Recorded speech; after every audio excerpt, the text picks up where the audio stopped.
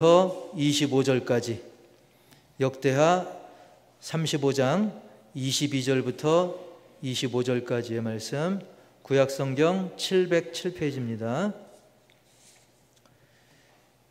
역대하 35장 22절부터 25절까지.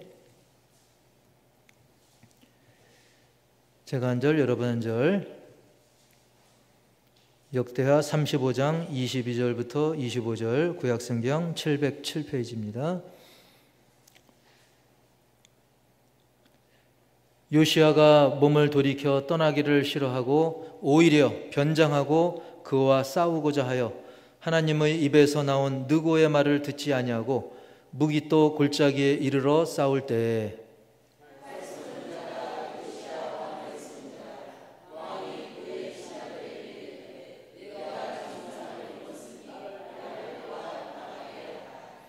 그 부하들이 그를 병거에서 내리게 하고 그의 버금 병거에 태워 예루살렘에 이른 후에 그가 죽으니 그의 조상들의 묘실에 장사되니라. 온 유다와 예루살렘 사람들이 요시야를 슬퍼하고 예레미야는 그를 위하여 애가를 지었으며 모든 노래하는 남자들과 여자들은 요시야를 슬피 노래하니 이스라엘의 규례가 되어 오늘까지 이르렀으며 그 가사는 애가 중에 기록되었더라. 아멘. 우리 말씀 제목 다 같이 시작. 하나님을 거스르지 말라. 하나님을 거스르지 말라. 자, 여러분끼리 서로 인사하는 것을 깜빡했는데요. 우리 서로 인사할 때 이것을 깊이 새기기 위해서 하나님을 거스르지 맙시다. 서로 인사하겠습니다. 하나님을 거스르지 맙시다. 하나님을 거스르지 맙시다. 부제를 붙이자면 사실은 꼼수를 버리자, 꼼수 쓰지 말고 하나님의 뜻에 따르자, 사실 그런 내용입니다. 성경을 이제 창세기부터 쭉 읽다 보면 이스라엘의 그 역사들이 본격적으로 또 자세히 등장하고, 그리고 왕들의 그 내용들이 쭉 나열되는 성경이 나오는데 바로 열왕기서 그리고 역대기서입니다. 그런데 거기에 보면 이스라엘의 첫 번째 왕, 이스라엘의 초대 왕이 누구죠? 바로 사울왕입니다. 사울왕부터 해서 다윗도 나오고 솔로몬도 나오고, 그러다 보면 약 40여 명 정도의 왕들이 등장합니다. 그 중에는 뭐 잘 아시다시피 다윗왕, 킹 데이빗, 다윗왕처럼 아주 훌륭하고 심지어 하나님의 마음에 합한 왕이라는 그런 칭찬받는 그런 뛰어난 왕도 있지만, 더 살펴보면 사실은 이 사람이 이거 믿음이 있는 게 맞는가? 믿음뿐만 아니라 생각까지 없는 것 같다. 정말 너무나 어리석은 그런 왕들이 굉장히 많은 것을 우리가 보고 놀라게 되는데요. 게다가 안타까운 건 뭐냐면 이토록 그 어리석은 왕들이 계속 반복하는 게 있어요. 그게 뭐냐면 바로 하나님이 그렇게 강조하셨는데도 불구하고 그토록 미련스럽게 반복하는 게 있습니다. 뭘 반복했냐면 우상 숭배를 그렇게 반복을 많이 한 거예요. 특히 그 시절에는 지금 우리처럼 이렇게 완성된 계시라고 할 수 있는 이 신구약 성경이 완성되지 않은 상태였어요. 즉 이런 성경책들이 없었고, 물론 전에 먼저 기록된 것들이 좀 있었지만 완성된 계시까지는 없었습니다. 대신 하나님께서 직접 음성으로, 현재 진행형으로 그 음성을 들려주시기도 했고요, 또는 선지자들을 통해 가지고 말씀을 주시기도 했습니다. 구체적으로 너희 이렇게 해라, 저렇게 해라, 안 돼 그건 하지 마, 이런 식으로 하나님께서 막 직접 또는 선지자를 통해서 말씀을 들려주신 거죠. 그러다 보니까 오히려 장점은 뭐냐면 지금보다도 더 가깝게 직접적으로 하나님의 말씀을 접할 수가 있었던 거예요. 피부로 느낄 정도로. 그리고 그 말씀들이 즉각 막 실시간으로 성취되는 겁니다. 막 여러 가지 뭐 홍해가 갈라지는 것부터 해가지고 이후에 많은 역대기 또 열왕기 그 시대에도 하나님의 놀라운 역사가 막 눈앞에 펼쳐지는 것을 볼 수 있었던 시대죠. 다윗 왕의 경우도 살펴보면 다윗이 하나님 말씀에 불순종했다? 그럼 여지없이 두들겨 맞습니다. 금방 징계를 막 받기도 합니다. 반대로 다윗이 회개하고 순종하면 또 놀라운 그 회복의 은총을 막 즉각적으로 받기도 합니다. 그리고 시대를 좀 더 지나서 히스기야의 왕의 경우도 막 회개하고 하나님 앞에 부르짖으면 막 수명을 연장받는 일들이 일어나기도 했던 것이죠. 그렇기 때문에 그 시대를 우리가 돌이켜보면 뭔가 두렵고 떨리는 마음으로 하나님의 말씀에 더 순종할 수밖에 없구나. 하나님 말씀을 불순종한다는 건 이건 상상도 못할 것 같다. 우리는 그렇게 생각을 합니다. 하지만 놀랍게도 현실은 그렇지 못했던 거예요.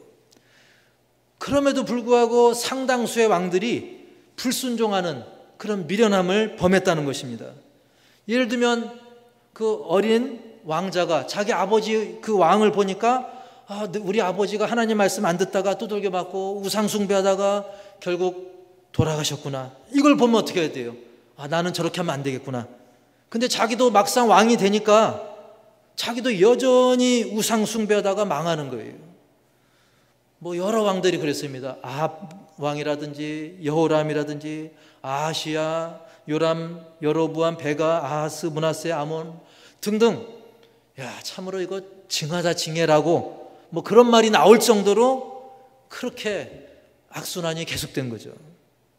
심지어는 여러분 놀라지 마세요. 우상에게 제물을 바치다 못해 우상에게 자기 자식을 제물로 바치는 그런 일까지도 있었습니다. 정말 이런 내용을 접하면 고구마 몇 개 먹다가 얹힌 것 같은 그런 느낌이 듭니다. 그래서 저는 그런 생각도 해봐요.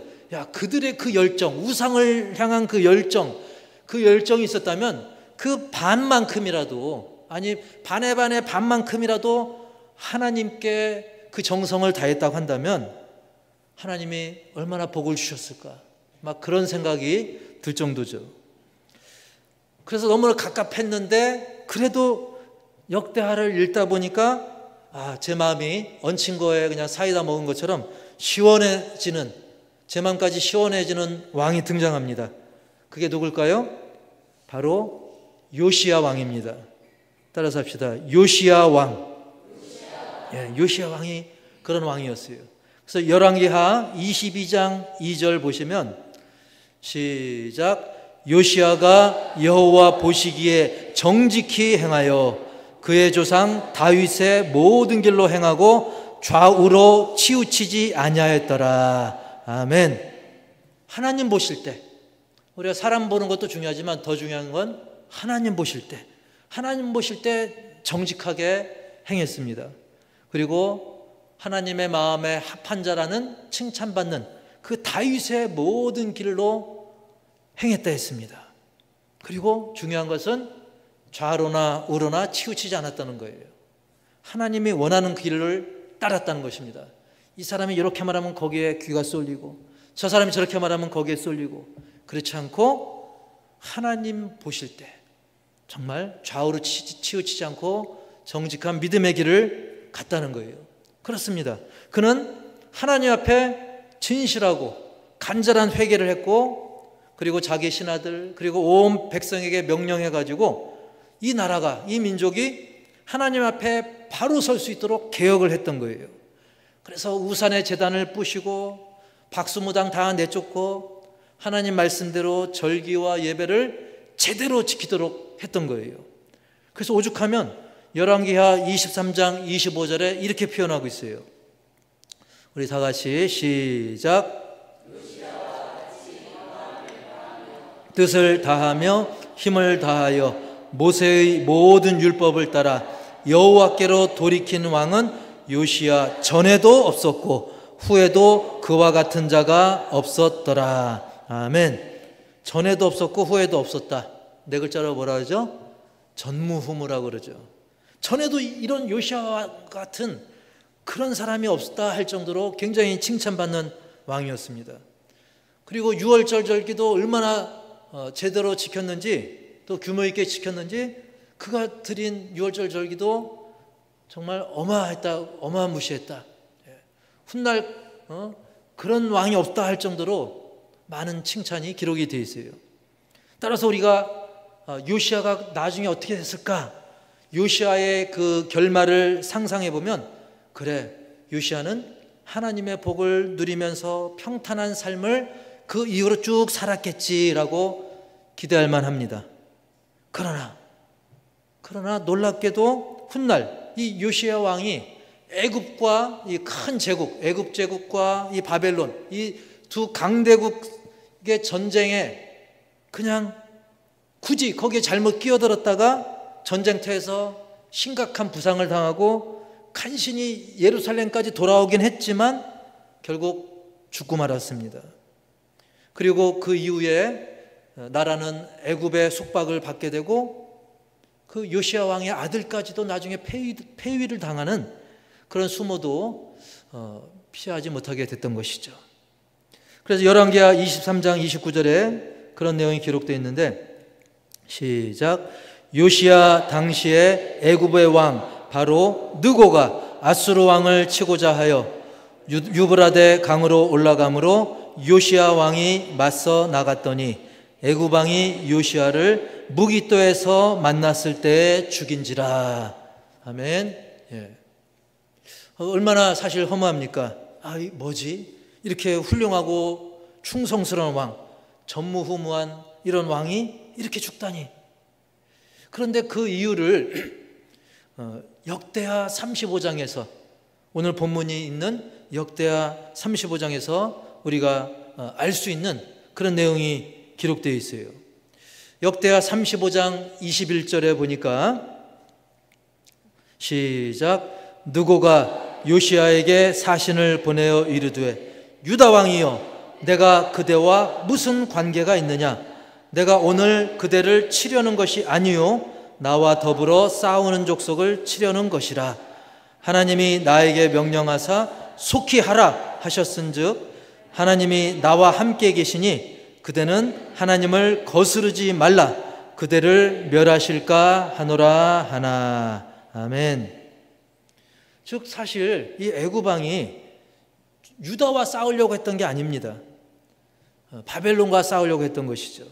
그래서 사신을 보내가지고 쉽게 표현하면, 여보시오, 요시야 왕이시여, 우리들 싸움에 끼어들지 마세요. 그냥 가던 길 가세요. 이게 경고해 준 거예요. 심지어 뭐라고 기록됐냐면, 이건 하나님의 명령이니까 만약에 하나님의 뜻에, 하나님의 명령에 거스르면 요시야 당신도 멸할 수 있습니다. 당신 죽을 수 있어요. 이렇게 경고까지 해준 것이죠. 근데 여기서 우리는 의문점을 하나 가질 수 있어요. 아니, 애굽 왕은 이방의 왕인데, 그리고 그 민족이 하나님을 섬기는 민족도 아닌데, 그 애굽 왕이 이런 말을 했다고 그 말이 뭐 참말일까? 우리가 의심할 만도 하죠. 그런데 사실 우리가 성경을 쭉 읽다 보면 하나님께서는 종종 이방인의 왕이나 또 이방의 선지자라 할지라도 하나님의 뜻을 이루는 과정 속에서 때로는 꿈을 통해서라든지 뭐 다른 방법을 통해서 자신의 뜻을 알리시기도 합니다. 뭐 느부갓네살이라든지 그 외에 뭐 고레스 왕이라든지. 그래서 그들을 도구 삼아서 하나님의 뜻을 계시하기도 하고 하나님의 그 계획을 진행하기도 합니다. 물론 메인은 주는 바로 이스라엘 민족이지만, 때로는 이 세계 역사를 주장하시면서 타민족이나 타민족의 왕, 또 그들의 선지자, 또 그들의 어떤 인물을 사용하기도 하시는 거예요. 그렇기 때문에 우리도 때로는 이 세상 사람들, 우리가 나가서 교회 밖에서 보이는 그런 사람들, 그리고 자연, 만물들이 보여주는 그런 것들을 그냥 오직 교회에서만, 오직 성경만, 그걸로 끝이 아니라 때로는 그런 일반 은총의 개념, 그걸 일반 은총이라고 하거든요. 즉 이 성경은 하나님께서 노골적으로 직접적으로 알려주신 이 말씀도 있지만 이건 특별 은총입니다. 성경은.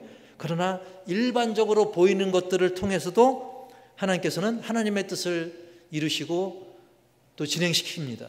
뭐 해가 아침에 떠서 저녁에 지는 것, 이거는 이게 세상 사람들도 다 눈으로 보는 거잖아요.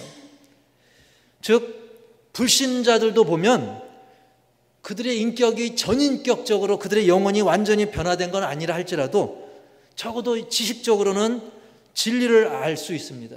진리의 전체는 아니라도 일부를 알기도 하고, 사람에 따라서는 불신자라 할지라도 일부는 또 말씀대로 사는 부분도 있을 수 있어요. 심지어 순종하기도 합니다. 그래서 나중에 그 전에 그런 일도 있었잖아요. 총리 대신 요셉의 말을, 하나님을 믿는 요셉의 말을 애굽 왕 바로가 듣기도 하잖아요. 하나님이 그랬다고? 그래, 들어야지. 그런 일이 분명히 있을 수 있습니다. 하지만 요시야는 그 부분을 놓친 거죠. 요시야는 어떻게 했습니까? 결국 자신의 고집을 꺾지 않고 심지어 변장까지 하면서 내가 왕인 거 들키지 말고 전쟁을 수행해야지.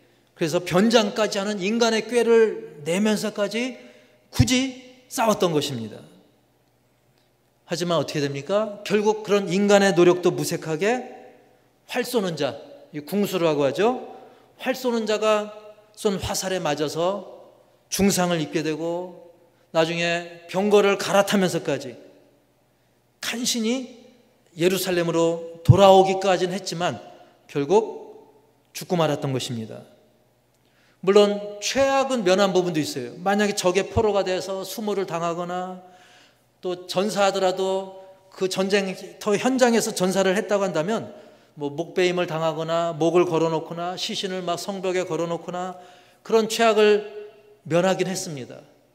그리고 백성들이 존경하는 왕이 죽었기 때문에 이게 장사 지낸 내용들, 그것이 오늘 본문에 기록이 되어 있죠. 장사 지내주고 온 백성들이 슬퍼하고 또 심지어 예레미야 선지자가 그를 위해서 애가를 지어주고 아마 부상에서 이제 죽기 직전까지 하나님께 회개하지 않았나 우리가 생각해 볼 수 있는데요. 어쨌든 그의 그런 노력, 아무리 인간적인 노력을 했지만 결국은 안타까운 죽음을 당했죠. 그래서 요시야가 왜 죽었을까 생각해 보면 결국 하나님이 하지 말라고 한 싸움을 한 거예요. 심지어 애굽 왕을 통해서 그 메시지를 주었음에도 불구하고 무리하게 그냥 자기 계획을 밀어붙인 것이죠. 어느새 나도 모르는 사이에 하나님보다는 내 생각과 지혜, 내 의욕이 앞섰던 거예요. 물론 사람이니까 이방인의 왕을 통해서 그런 말을 했을 때 의심이 든다면 그가 차분히 기도하고 돌이켜 봤어야 하는데 그러지 못했던 것이죠.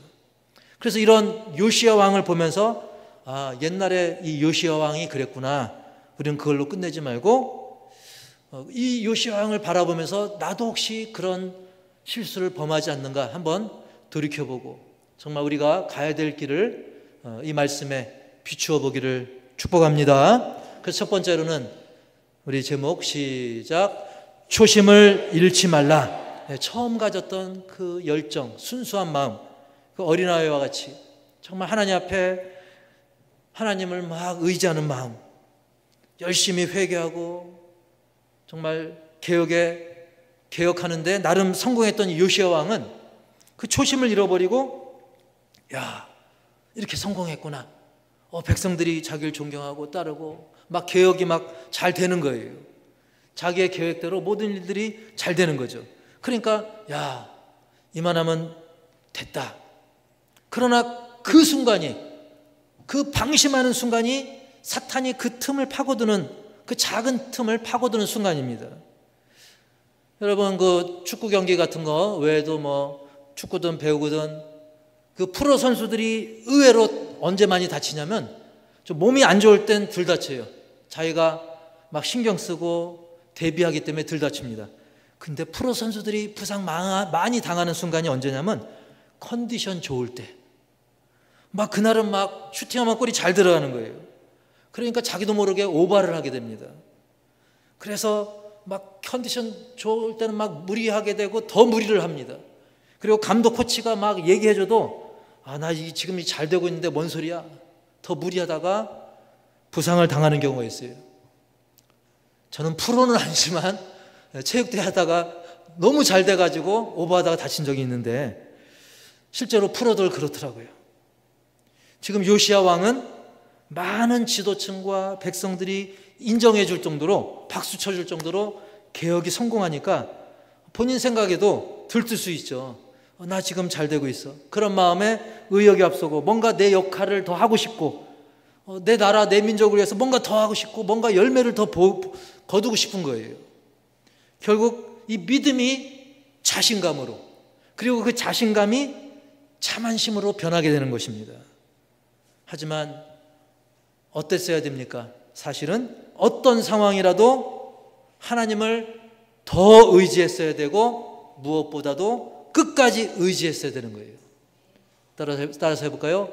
처음 사랑 끝까지. 예, 어느 회사 이 광고 문구이기도 하는데, 우리가 더 의지하고 끝까지 의지했어야 됩니다. 하지만 그러지 못함으로 말미암아 사실 체급도 맞지 않는데, 이 작은 나라가 저 큰 강국을 상대하면서 군사력도 게임이 안 되는데, 그는 하나님을 의지하기보다는 나름의 계획으로, 인간의 계획으로 덤빈 거예요. 하지만 조금 전에 그 그림을 다시 보여주시면, 반면에 기드온의 군사는 어땠습니까?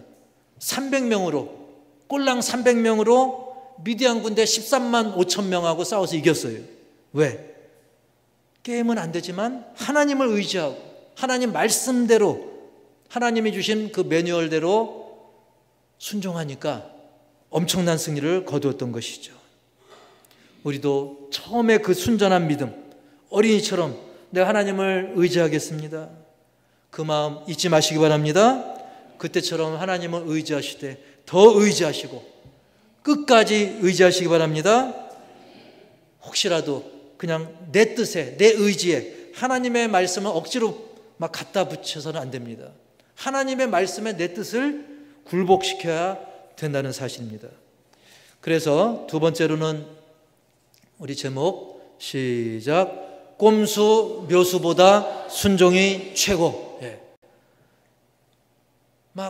내가 억지로 짜낸, 내가 생각해도 이거 묘수다, 이건 꼼수가 아니라 이건 묘수야, 이건 탁월한 지혜지, 그렇게 착각하지만 하나님 보실 때는 영 아닌 거예요. 예를 들면 바둑 고수하고 이제 시작한 사람, 아니면 중수, 하수, 중수, 고수가 볼 때는 우습죠. 중수, 하수가 보면 이거 나 5알 먹겠다. 근데 5알 먹은 줄 알았는데 알고 보면 자기 50알, 30알 뺏기는 거예요. 그런데 하나님과 우리 인간의 차이는 이 정도 차이겠습니까? 아니죠. 어마어마한, 비교 불가인 것입니다. 그래서 요시야는 자기가 세운 계획이 나름 괜찮다, 이거 괜찮은데, 그렇게 느껴졌을 거예요. 전쟁한 장소도 무기또라고 하는 장소인데, 이 무기또라고 하는 장소는 그 고대의 유명한 전쟁터인데, 이 지역은 대군을 맞아 싸울 때 아주 최적의 장소로 알려져 있어요. 작전 짜기 좋은 장소입니다. 그러니까 이거 되겠는데 착각할 만하죠. 게다가 아까 나름대로 지혜를 썼죠. 인간의 꼼수, 이러면 날 몰라보겠지 하고 변장까지 한 거예요.